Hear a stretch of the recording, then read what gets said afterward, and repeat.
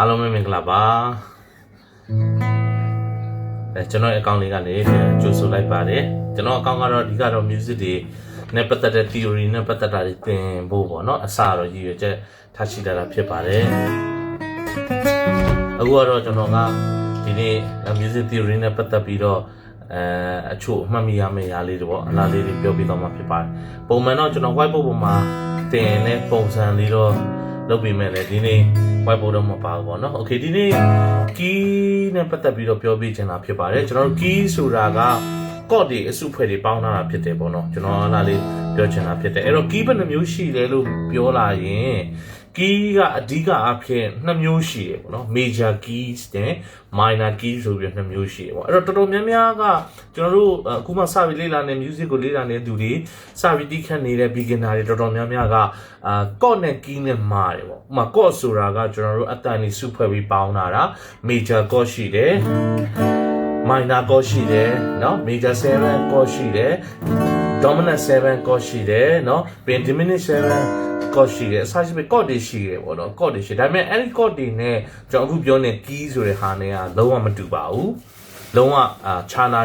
လုံးဝအခြားနာကြီးဖြစ်တယ်ပေါ့အဲ့တော့ပထမဆုံးကျွန်တော်အရှိဗီဒီယိုတွေမှာပေါ့နော်အခြေကျွန်တော်မတင်ရသေးတဲ့ဗီဒီယိုတွေရှိသေးတယ်ပေါ့နော် basic ဗီဒီယိုလေးတွေပေါ့အဲ့လားလေးတွေပြန်တင်တဲ့ခါကျရင်တွေ့ရမှာဖြစ်တယ်ကျွန်တော်တို့ဂီတာအတန်လေးပေါ့ music မှာအနှိမ့်ဆုံးပေါ့3တန်ပေါင်းလိုက်လို့ရှိရင်သူက chord စာပြီးဖြစ်တာဖြစ်တယ်အဲ့တော့ chord မျိုးစားတွေအများကြီးရှိတယ် chord မျိုးစားတွေအများကြီးထဲမှာဥပမာအပြင် mid ဆိုတော့ကျွန်တော်တီးသွားတဲ့ chord တွေဆို major chord ဖြစ်တယ် C ဆိုရင် C မှာ C major chord ရှိတယ် C minor chord ရှိတယ် C7 chord ရှိတယ် C major 7 chord ရှိတယ်เนาะဒါမျိုးတွေပေါ့ C minor 7ရှိတယ် C major 9ရှိတယ် C at 2ရှိတယ်အများကြီးပဲပေါ့เนาะဆိုလိုတာ chord တွေအများကြီးရှိပါတယ် C chord တစ်ခုတည်းဆိုရင်တော့ chord အမျိုးအစားသူ့ရဲ့ title နဲ့တက်ပြီးပြောမယ်ဆိုရင်အများကြီးရှိတယ်အဲ့တော့ကျွန်တော်တို့ music player တွေက chord တွေကိုတကယ်တမ်းအသေးပုံသေး line မှတ်ကြတယ်ပေါ့ဂီတာအထူးသဖြင့်ဂီတာသမားတွေဆိုဥမာ C minor ဆိုကျွန်တော်တို့ဒီမှာ C minor ဒီလိုပုံစံ position ကိုင်တယ် position နဲ့မှတ်ကြတယ်ပေါ့နော်အရင်မှားတယ်ပေါ့နော်တကယ်ကတော့ကျွန်တော်တို့ music မှာဘာကိုလေ့လာမလဲဆိုတော့ number တွေကိုလေ့လာမှာဖြစ်ပါတယ်ဥပမာ C မှာတကယ်က C major chord က1ရယ်3ရယ်5သူဒီမှာ C ဆိုတဲ့အတန်ရယ် E ဆိုတဲ့အတန်ရယ်G ဆိုတဲ့အတန်3ခုပဲပါတာဖြစ်တယ်အဲ့တော့လူချင်းမင်းတို့ဒီမှာရှိတဲ့ညီကိုမောင်တို့ကဘယ်သူပဲဖြစ်ဖြစ်ပေါ့ဂီတာကို C ကော့ကင်ပြီးတော့တကြိုးချင်းစီကအတန်ကိုရှာကြည့်ပါဒါကကျွန်တော်အိမ်စာပေါ့နော်ရှာကြည့်ပါဘာအတန်တွေလဲဆိုတော့ရှာကြည့်ပါရှာကြည့်ရင်ဘာအတန်တွေတွေးရမလဲဆိုတော့ C နဲ့ E နဲ့ G နဲ့ပဲပါတော့တွေးရမယ်အဲ့ဩစရာကြီးနော်ကျွန်တော်တို့ကဖီလာတာမှာ6ကြိုးလုံးဖီလာတာမှာအတန်ကို6ကြိုးလုံးဖီလာတာဒါပေမဲ့အတန်ကပါတော့3တန်ပဲပါတယ်တဲ့ဩဒါကျွန်တော်ဆေးကနေဒီမှာအစ်စ်အချို့တွေအခုမှစလိလာတဲ့သူတွေဆိုကျွန်တော်ဟိုဒါကျွန်တော်ပြောတာအစ်စ်ပေါ့နော်အဲ့လိုမျိုးတွေ့ရမှာဖြစ်ပါတယ်လို့ဆိုတော့အဲ့ဒီ C major ဆိုရင် C major 135မှာနံပါတ်3 chord ကို E ဆိုတဲ့အတန်ကို flat လိုက်တာပေါ့နော်3 flat လို့ခေါ်တယ် E flat အဲ့တော့အဲ့ဒီ E မှာ E flat အတန်ထည့်လိုက်ရင်ဘာဖြစ်သွားလဲဆိုတော့ C minor ဖြစ်သွားတယ်တကယ်ကတော့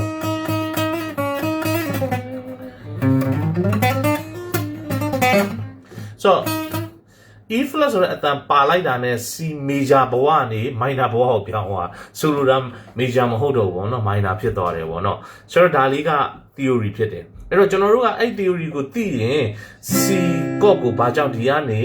ဒီလိုကိုင်လဲဆိုတော့နားလည်သွားတာဖြစ်တယ် A chord ကိုဒီလိုကနေဘာကြောင့်လက်တန်းဟာကိုအရှိတစ်ခွက်တိုးပြီးတော့ A minor ကိုင်ရလဲဆိုတော့နားလည်သွားတယ် theory နားလည်သွားလို့ရှိရင်နောက် chord တွေကကိုယ်တိုင်းအခြားဆက်ပြီးတော့လေ့လာလို့ရဖြစ်တယ်။ Okay ကျွန်တော်ပြောနေတဲ့အကြောင်းအရာတဝက်ရောက်သွားပြီဖြစ်တယ်။အဓိကကတော့key မျိုးစားတွေ2မျိုးရှိတယ် major keys နဲ့ minor keys ဆို2မျိုးရှိတယ်ပေါ့နော်။ Okay အဲ့ထဲမှာကျွန်တော်ကနံပါတ်1 major keys နဲ့ပတ်သက်ပြီးဒီနေ့ပြောပြမှာဖြစ်ပါတယ်။အဲ့တော့ major keys ထဲမှာဘာတွေပါလဲဆိုရင်အတန်9ခုပါပါတယ်။9 chord ပါပါတယ် sorry အတန်9ခုမဟုတ်9 chord ပါပါတယ် chord 9မျိုးပေါ့အဲ့တော့ chord 9မျိုးမှာပထမနံပါတ်1ကmajor chord ပါတယ်နံပါတ်2က minor chord ပါတယ်နံပါတ်3ကထူးထူးခြားခြား diminish လို့ခေါ်တဲ့ chord တစ်ခုပါတယ်ပေါ့နော်အဲ့တော့ diminish chord ကတော့လောလောဆယ်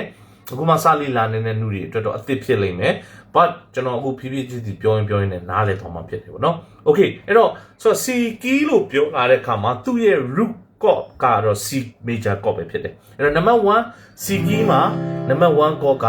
C major ဖြစ်ပါတယ်1 C major chord ပါပဲ number 2ကကြတော့အဲ့ဒီ C ဆိုတဲ့အတန်ကို whole စတက်ကြော်ထားတယ် number 2ဖြစ်တဲ့ D ဆိုတဲ့အတန်ဖြစ်တယ်ဒါပေမဲ့ chord အနေနဲ့ယူမယ်ဆိုရင် D minor ဖြစ်ပါတယ်အဲ့တော့ number 1 chord က C major number 2 chord က D minor အဲ့ဒါကိုကျွန်တော်တို့ whole လို့ခေါ်တယ် whole step ရွှေ့တယ်ပေါ့ C ကနေ whole step ရွှေ့မယ် okay D ကနေလည်းဆက်ပြီးတော့ whole step ရွှေ့လိုက်တဲ့အခါမှာ E ကိုရောက်သွားတယ်ပေါ့နော်အဲ့တော့ E ကလည်းဘာ chord လဲလို့ဆိုတဲ့အခါမှာ E minor ပဲဖြစ်တယ်အဲ့တော့ကျွန်တော်ကအဲ့လိုမပြောခင်မှာသူက whole step ဆိုတဲ့အသားလေးပေါ့နော်အဲ့တော့ C ကနေကျွန်တော်တို့ whole step ရွှေ့တယ်ဆိုရင် C ရဲ့ကဲ့ရဲ့အတန်ဖြစ်တဲ့ဒီမှာ C sharp ဒါမှမဟုတ် D flat ပေါ့အဲ့ဒါကိုမခေါ်တော့ဘဲနဲ့တစ်ခုကြော်ထားတဲ့အတန် CD CD D ပေါ့နော်လို့ပုံစံမျိုးဖြစ်တယ်အဲ့တော့ C key မှာ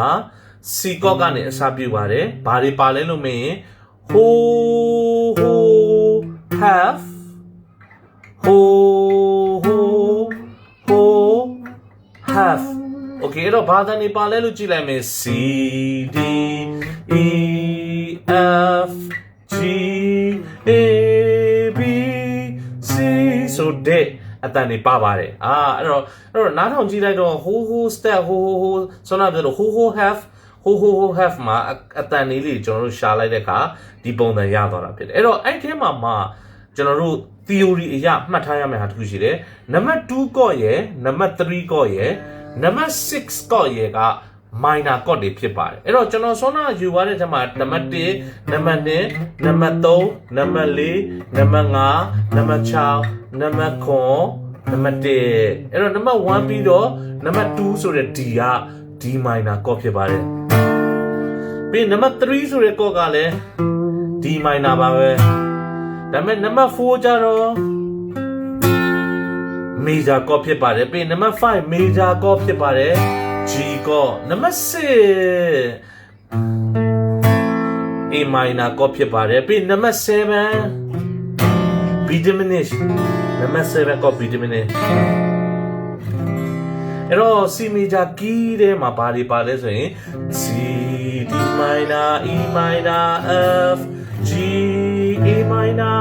B diminished C အဲ့တော့ထူးထူးခြားခြားပေါ့နော်ကျွန်တော်တို့လည်းငယ်တော့အခြားဒီတိုင်းပဲတင်ပြီးဂီတာကိုလေ့လာတဲ့ချိန်မှာလူကြီးတွေအချို့တော်တော်များများကျွန်တော်တို့ဘယ်လိုတင်လဲ C G A minor E minor F G D minor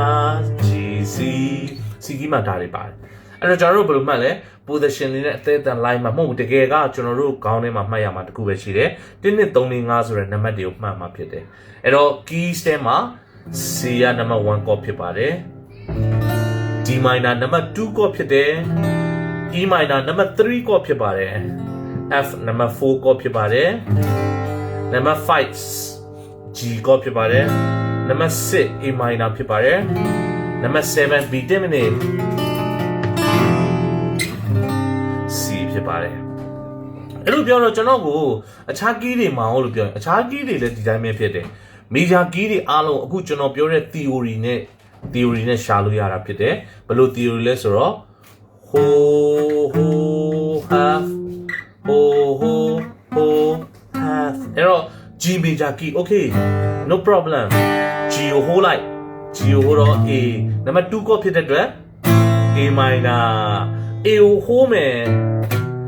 B minor number 3 chord have မယ် number 4 chord ဖြစ်တဲ့အတွက် major C major hold မယ် D major ပြီး hold မယ် number 6 chord minor number 7 G flat diminish ပေါ့နော်ဒါမှ G flat diminish ပြီး G နော် okay အဲ့တော့ G key မှာရှာ A key မှာရှာ G flat key ပဲရှာ D flat key ပဲရှာအခုကျွန်တော်ပြောတဲ့ theory ကအကောင်းဆုံးပဲဖြစ်ပါတယ်ဒါကြောင့်မလို့ဒီ theory အားလုံးရမယ်လို့မျှော်လင့်ပါတယ်အကယ်၍ကြိုက်တယ်ဆိုလို့ရှိရင် comment မှာကျွန်တော်ကိုတစ်ခုခုမှန်သွားပေးလို့ရပါတယ်ပြီးတော့ကျွန်တော်ကို follow လုပ်ထားပေးပြီးတော့ကျွန်တော်ရဲ့ post တွေ share ပေးလို့ရပါတယ်အားလုံးကျေးဇူးအများကြီးတင်ပါတယ်ဒီနေ့ညတဲ့ဒီလောက်ပဲဖြစ်ပါတယ်အားလုံးပဲ good night ပါ